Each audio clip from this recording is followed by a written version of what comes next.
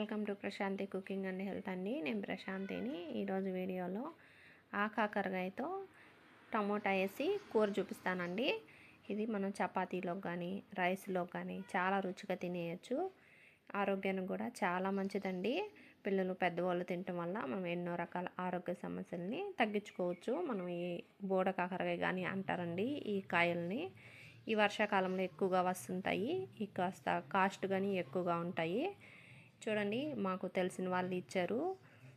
ఈ కాకరకాయలని మనం తీసుకొని మీకు ఎన్ని కావాలో అన్నీ ఇప్పుడు స్టవ్ వెలిగించుకొని ఒక గిన్నెలో నీళ్ళు పోసుకొని నీళ్ళలో కొంచెం ఉప్పు పసుపు వేసుకొని ఒకసారి ఇదంతా కలుపుకొని నీళ్ళు మరుగుతున్నాయి కదా, ఇప్పుడు స్టవ్ ఆఫ్ చేసేసి ఇలా కింద పెట్టుకొని ఈ మనం తీసి పెట్టుకుని ఈ కాకరకాయలన్నీ వేసేసుకొని ఒకసారి అంతా ఇలా బాగా కలుపుకోవాలండి. వీటి మీద అంతా ఎక్కువగా డస్ట్ ఉంది కదా, అదంతా పోతుంది, నీట్గా క్లీన్ అయిపోద్దండి.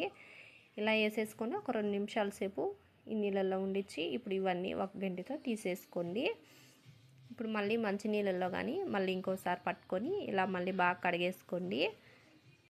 ఈ నీళ్ళల్లో బాగా ఇవి రుద్దుకుంటూ బాగా కడుక్కొని ఇలా ప్లేట్లో తీసుకొని ఇప్పుడు కత్తిపేట మీద అయినా ఇలా చాపింగ్ బోర్డు అయినా తీసుకొని ఇవి తొడుము దగ్గర కట్ చేసేసి ఆ తర్వాత రౌండ్గా అయినా ఇలా పొడవు ముక్కలుగా అయినా కొంచెం చిన్న ముక్కలుగా అయినా మీకు ఎలాగ ఇష్టమో ఆ విధంగా కట్ చేసుకోండి. చూడండి, రౌండ్గా కట్ చేసుకోవచ్చు. ఇలా పొడవు ముక్కలు కట్ చేస్తున్నాను. మీకు ఎలా కావాలంటే అలా కట్ చేసి ఇలా ప్లేట్లో తీసుకున్నానండి.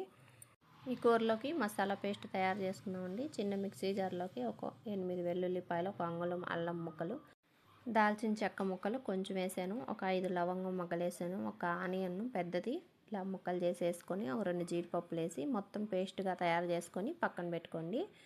స్టవ్ వెలిగించుకొని నేను కుక్కర్లో చేస్తున్నానండి. మీరు మామూలు గిన్నెలో అయినా తయారు చేసుకోవచ్చు. ఒక 2 టేబుల్ స్పూన్ ఆయిల్ వేసుకొని 1 స్పూన్ జీలకర్ర, ఒక బిర్యానీ ఆకు వేసుకొని ఇప్పుడు ముందుగా మనం మిక్సీ పట్టుకున్న ఈ పేస్ట్ అంతా వేసేసుకోవాలి. కొంచెం ఈ పచ్చి వాసన పోయేంతసేపు మసాలాలోది ఇలా బాగా వేపుకొని ఒక రెమ్మ కరివేపాకు కానీ వేసుకోవాలి. మళ్ళీ ఒకసారి ఇలా బాగా కలుపుకోవాలి. పైన మూత పెట్టి కాసేపు ఇదంతా కాస్త మగ్గనివ్వాలండి.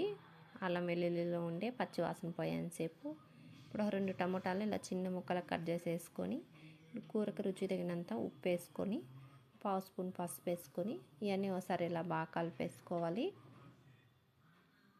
పైన ప్లేట్ పెట్టి టమోటాలు కాస్త సాఫ్ట్గా మగ్గేంతసేపు మగ్గించుకోవాలండి. ఇలా ఒకసారి అంతా బాగా కలుపుకొని ఒకసారి గెంటుతో ఇలాగా గుజ్జుగా అనుకోవాలి. ఇప్పుడు ముందుగా మనం కట్ చేసి పెట్టుకున్న కాకరకాయ ముక్కలన్నీ వేసుకోవాలి. కారం అండి 1 టేబుల్ స్పూన్ వేస్తున్నాను. మీరు తినగలిగినంత కారం వేసుకోవచ్చు. 1 స్పూను ధనియాల పొడి వేసాను, 1/2 స్పూను జీలకర్ర పొడి వేసాను.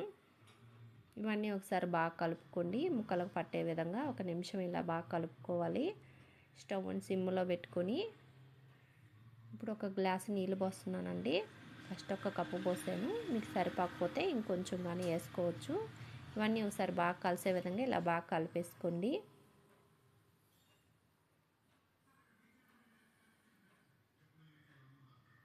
మొత్తం 1 గ్లాస్ పోసానండి వాటర్. ఇప్పుడు అన్నీ కలిపేసి ఇలా మూత పెట్టుకొని ఒక 2 విజిల్స్ రానివ్వాలి. మీడియం ఫ్లేమ్లో రానిచ్చుకోవాలి. చూడండి, విజిల్స్ వచ్చేది. లోపల హీట్ మొత్తం పోయాక కుక్కర్లోది ఇలా మూత తీసుకొని ఒకసారి అంతా ఇలా బాగా కలిపేసుకోండి. ఇప్పుడు ఈ బిర్యానీ ఆకులు తీసేసేయండి. కాస్త నీళ్ళు అనిపిస్తుంది కూర. మళ్ళీ స్టవ్ వెలిగించుకొని పెట్టుకొని కాస్త దగ్గర పడేంత వరకు ఉడికించుకోవాలండి. కారం కానీ సాల్ట్ కానీ సరిపోయిందో లేదో మీరు ఒకసారి టేస్ట్ చూసి సరిపోతే సర్వ్ చేసుకోండి. చూడండి, కాసేపు ఉడికించాను. ఇది కాస్త చల్లారితే ఇంకా చిక్కగా వచ్చేస్తుందండి. బాగా దగ్గర పడింది. ఇలా ప్లేట్లో తీసుకోవటమేను. నా దగ్గర కొత్తిమీర లేదు. మీ దగ్గర ఉంటే కొంచెం కొత్తిమీర వేసుకోండి, ఫ్లేవర్ బాగుంటుంది. అంతేనండి.